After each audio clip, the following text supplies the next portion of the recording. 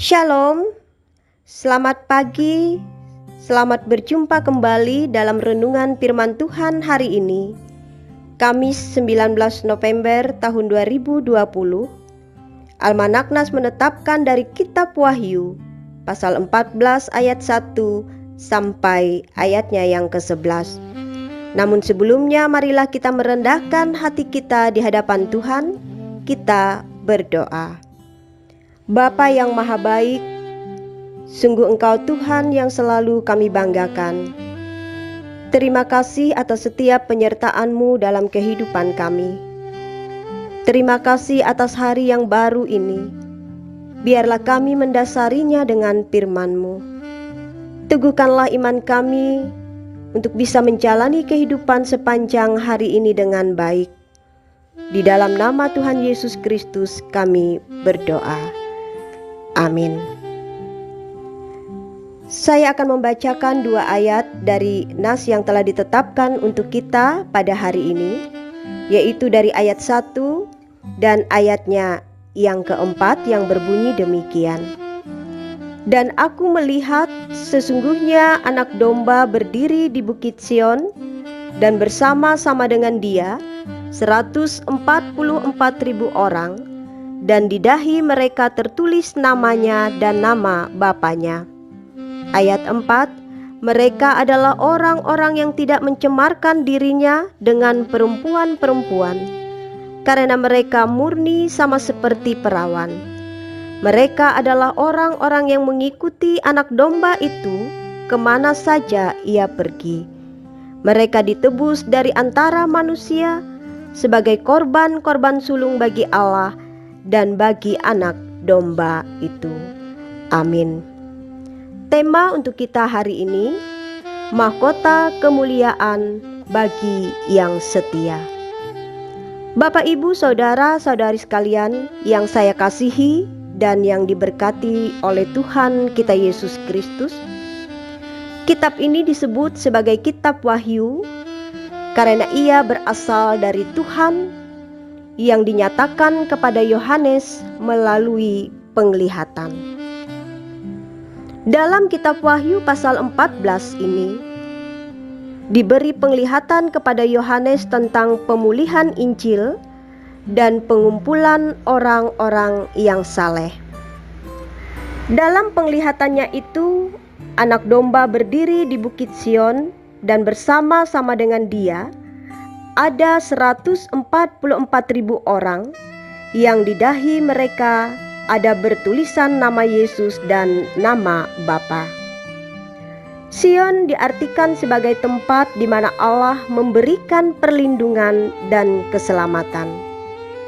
Meskipun orang-orang percaya mengalami penindasan karena imannya, namun Kristus berjanji akan selalu menyertai mereka dengan memberi kekuatan untuk tetap bertahan dan tetap tabah, supaya mereka tidak menjadi murtad dalam menghadapi setiap kondisi yang kurang ataupun yang tidak menyenangkan. Orang yang bertahan sampai akhir akan mendapat mahkota, yaitu mahkota kemenangan. Mereka akan disebut sebagai pengikut Kristus yang setia. Di dahi orang-orang yang seperti itulah terukir nama Bapa dan nama Tuhan. Kemudian 144.000 orang dalam penglihatan itu adalah suatu jumlah simbolis yang menekankan kelengkapan semua umat yang terdiri dari umat perjanjian lama dan perjanjian baru. Mereka adalah orang-orang yang terbukti tidak mudah termakan oleh hujatan yang datang dari iblis. Kemudian mulut mereka mengatakan yang benar, artinya mereka tidak berdusta. Mereka tidak bercela, karena hati dan kelakuan mereka sepenuhnya dikuduskan untuk memuliakan Allah. Jadi dalam penglihatan Yohanes itu, 144.000 orang, mereka semua memiliki tanda pada dahinya, yaitu berupa tulisan nama Bapa dan nama Tuhan, yang membuktikan bahwa mereka adalah benar-benar orang yang terpilih dan yang layak untuk menerima itu semua. Bapak, Ibu, saudara-saudariku yang saya kasihi dan yang diberkati oleh Tuhan kita Yesus Kristus. Tentu kita semua mengharapkan bahwa pada saatnya nanti kita pun bisa berada di tempat di mana Tuhan berada. Kita berharap bahwa kitalah orang-orang yang dipilih dan ditetapkan untuk itu. Kita pun berharap bahwa pada saatnya kita akan menerima mahkota kemuliaan dari Tuhan. Tentu untuk bisa meraih suatu kemenangan itu tidaklah cukup apabila kita hanya memiliki predikat sebagai orang Kristen. Jika dikatakan belum cukup, berarti ada hal-hal yang harus kita lakukan untuk bisa mencukupinya.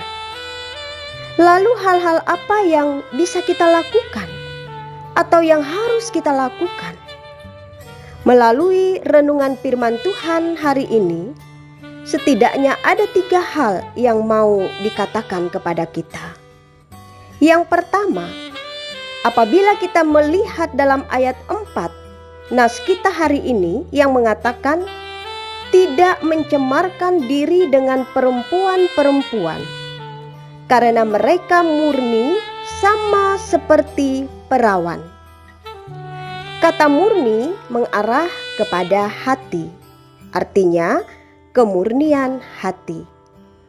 Kemurnian hati misalnya menjauhi persundalan jasmani dan rohani untuk menyembah Allah lain.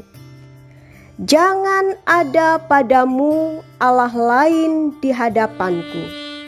Itu bunyi hukum Tuhan yang pertama. Jadi, tidak ada yang patut kita alahkan dalam hidup ini untuk menolong di saat kita membutuhkan pertolongan. Misalkan di saat kita sakit, di saat kita menghadapi masalah atau beban yang berat dalam hidup ini, atau ketika kita ingin mensukseskan segala rencana dalam kehidupan kita. Tidak ada Allah yang layak untuk disembah kecuali hanya Tuhan Yesus Kristus. Karena Aku Tuhan Allahmu adalah Allah yang cemburu. Itu yang dikatakan dalam hukum Tuhan. Orang yang cemburu akan memperlihatkan melalui segala sikap dan tindakannya sesuatu yang tidak menyenangkan kepada orang yang dicemburuinya. Nah, apalagi dengan Tuhan kita yang sudah jelas dan tegas mengatakan jangan melakukan persundalan rohani. Berarti dalam hal ini Tuhan meminta kita tidak mencemarkan hubungan kita dengan Tuhan dalam keadaan apapun juga. Yang kedua, tidak cemar dalam ketaatan dan kebenaran. Artinya selalu taat dan selalu melakukan kebenaran. Untuk bisa mendapatkan segala kebaikan Tuhan, tentu kita terlebih dahulu harus mentaati segala perkataannya. Selalu taat artinya bukan kadang taat, kadang tidak. Artinya selalu dan selalu taat kepada Tuhan. Sebab iman harus dibangun di atas dasar ketaatan kita kepada Tuhan. Demikian juga dengan kebenaran. Untuk melakukan kebenaran, maka harus dimulai dengan mengetahui kebenaran itu. Kebenaran datang dari Tuhan, maka pada saat kita melakukan yang benar, berarti kita menghormati Tuhan dan memuliakan Tuhan. Yang ketiga, setia sampai akhir. Setia menjadi pengikut Yesus artinya tidak meninggalkan Yesus sampai akhir. Apapun yang terjadi, kita tetap setia menjadi pengikut Yesus dan mengikuti Yesus. Meskipun dalam kehidupan kita ada begitu banyak tantangan dan pergumulan, baik dalam suka atau duka, baik ketika sehat atau sakit, kita tetap setia kepada Tuhan. Karena kita meyakini hanya Dialah yang dapat menolong dan menyelamatkan kita. Orang yang setia sampai akhir adalah orang yang layak untuk menerima mahkota kemuliaan dari Tuhan pada waktunya. Kiranya Tuhan selalu memampukan kita untuk melewati semua proses dalam kehidupan ini, sehingga kita kedapatan tetap setia sampai pada akhirnya nanti. Tuhan memberkati firman-Nya. Salam sehat selalu, tetap semangat. Shalom.